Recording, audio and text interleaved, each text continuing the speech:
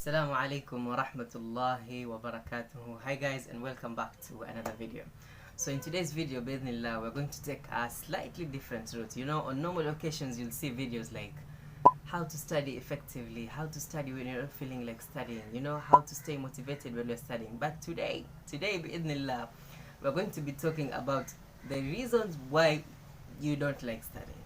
The reasons why you watching this video, you do not like studying. And without a lot of shenanigans, let's get right into it. So the first reason why you do not like studying is because ma waffaqaka Allah. Yani Allah subhanahu wa ta'ala bado haja kuwafikia kwa wewe kusoma. You know, studying, like any other form of ibadah, is through yani kuweza kuifanya ni kupitia kwa tawfiki Allah subhanahu wa ta'ala. So for this reason, it's like if Allah subhanahu wa ta'ala haja kupatia tawfik, haja kuwafikia bado kwa hili jambo la kusoma, there is no way that it's going to happen. So the first reason why you don't like studying is because ma fihi tawfiq.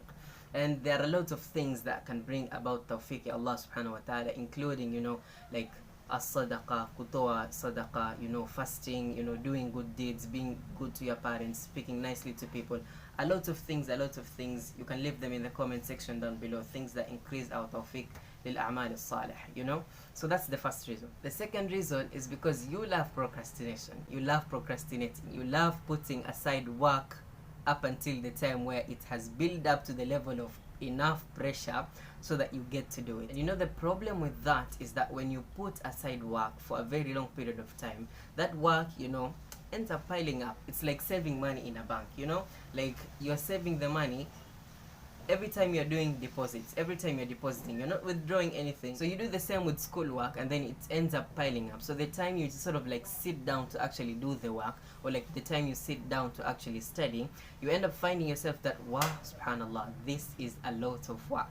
And then here's the problem. Sometimes you might get that thing done, you might get the studying done, you might get the exam done, you might get everything done, you'll cram, you know, you'll do everything. But then you fall into a habit, and it's dangerous in two aspects. So the first reason is, you know, you form a habit out of it. You see that, oh, I've piled up this work this time and it has worked. You know, I've piled up this work, I haven't studied the entire semester, I've studied just a week before the exam, just 2 days before the exams, and I've passed, you know. So when it comes next semester, you're like, I did it last semester, you know, why not? You know, why can't I do it this time? So the problem with that is that not every situation sort of will give you the same results, and sort of like it's a way of like staying comfortable, and as well, like, you know, it's just a place where like you can never improve from that, you know. So that's the first thing. Like you're sort of drawn into this routine of like piling up work and then leaving it up to the end. For some situations that might work, but then it's not guaranteed that it's going to work for every other situation and for every stage that you're in terms of your academics and anything related to studying, you know. So that's one. So two, it ruins your whole studying experience, you know. Every time you think about studying, because of the fact kwamba you put aside a lot of work mpaka time ya mwisho, so every time you think about studying, it's always those memories of like, subhanallah, I have to do all this work, you know. So like every time you think of studying, it's this big thing that you have to do that you just feel like, I cannot do this, I cannot, you know, I don't want to do this, because you've build up that routine, you've built up that habit of always putting aside work, which then overwhelms you, you know.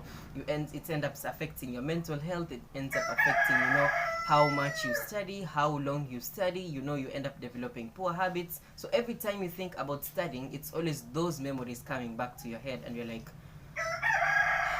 really? Again? You know, like, do I have to do this, you know? So like, that's another reason why you don't like studying. Now, the third reason why you don't like studying is because you have so much ego that you can share to an entire village and still remain with some, you know. Let's assume, you know, you're so much motivated to study, and then you've already sat down to study, you have your books, you have your pens, you have everything ready to study, you know. And then you study, and then you reach somewhere where like you're not understanding. Things are just not, you know, adding up. You know, A is not 1 + 1 is no longer 2, and 2 + 2 is no longer 4. You know, you're doing some maths problems, you're doing some maths equations, and then things are just like, not today, you know. So at that point, you end up realizing that you need the help. But then, because of too much ego, because of too much pride, you like, you cannot, you don't want to ask for help. You don't want to ask someone to help you. You don't want to ask a teacher. You don't want to ask your fellow students. You don't want to ask anyone in your class to help you. You could be having challenges with studying as a whole. You don't know what are the right techniques to studying. You don't know what strategies to use. You don't know what to do. You don't know what textbooks to use. But then because of your too much ego, you end up being stuck, you know, and you end up being in that position for so long that you know you cannot get yourself out. It's like you've stayed in that position and it's like too late for you to get out and too late for you to go back. Because of too much ego, you end up staying stuck in that position for so long that it ends up becoming so difficult for you to get out. While it could have just been solved by a simple, you know, like, hey, I'm having a problem here and here, you know, how can you help me? You know, I'm facing ABC as a challenge, you know, what can I do? Another problem associated with carrying the ego for the entire village is because once you're stuck, it's such like the line in between like continuing and giving up is like very, very thin. So like you open the door to giving up, and once it's like you've given up, like quitting itself, you know, it's like once you give up, it's like you've opened a door to so many other giving ups for the future that you have. You know, any small obstacle that you have, you're giving up. Let's say, for example, you start studying biology, for instance, or like, let's say biochemistry or like some other topic. And then while you're studying, you know, you end up finding that the material you're using, it's like, it's not giving you whatever you wanted. Instead of asking for help, instead of asking for recommendations, instead of asking for these other things, you know, Googling or like, you know, trying YouTube or like trying other methods, you end up just being there, you know, and you end up just being stuck there, you know, and if you give up at that stage, you end up opening the gateway to another giving up to another stage. You know, maybe let's say you find the right material to study, and then you've started studying, and then you've come across a concept that is very difficult for you to understand. With that same quitting mentality, with that same, you know, ego mentality of not asking for help, you end up being stuck again, and then you give up, and then you give up again, up to the point where like studying is just like, nah, you know, it's not my thing, you know. The fourth reason why you don't like studying is because, I'm sorry to tell you this, but like you're too boring, you know. Studying is very monotonous, and like any other monotonous task is that it gets boring like really, really fast, you know. So what most of us do is that we are just conforming ourselves to the traditional ways of studying, you know.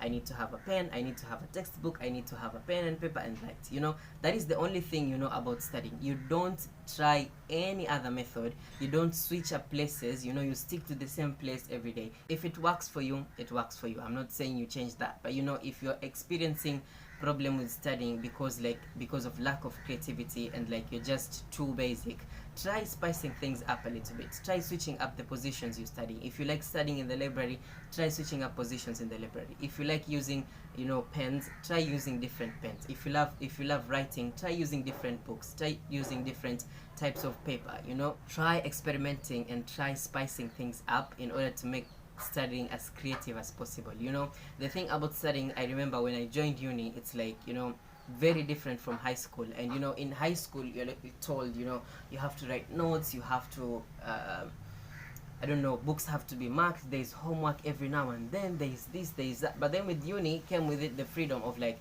you can choose to write notes, you can choose not to write notes. You can do whatever you want with the academics, provided you show up for cuts, provided you submit your assignments, provided, you know, you do everything that you are required to do. The rest is just up to you to do everything that you want to do it the way you want to do it, you know. So for me, what like that meant was like I was able to explore all these options that I had to do with my studying. I used to take notes on dream papers. I don't know why I don't have any here so that I can show you guys.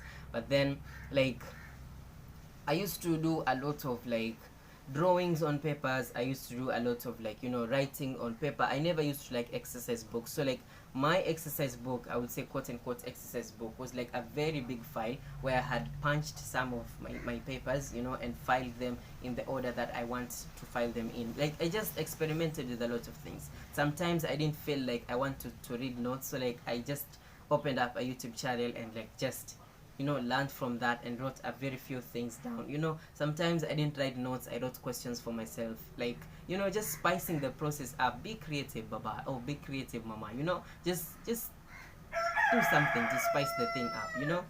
Yeah, stop being boring. Now the fifth reason, and this might hurt some of you, but since you are still here, since you're still here, you still have the courage to hear this one. You are lazy. The reason why you don't like studying is because you're lazy. And this is different actually from procrastination. With procrastination, it's like, I'm just piling up the work, I'll do it later on.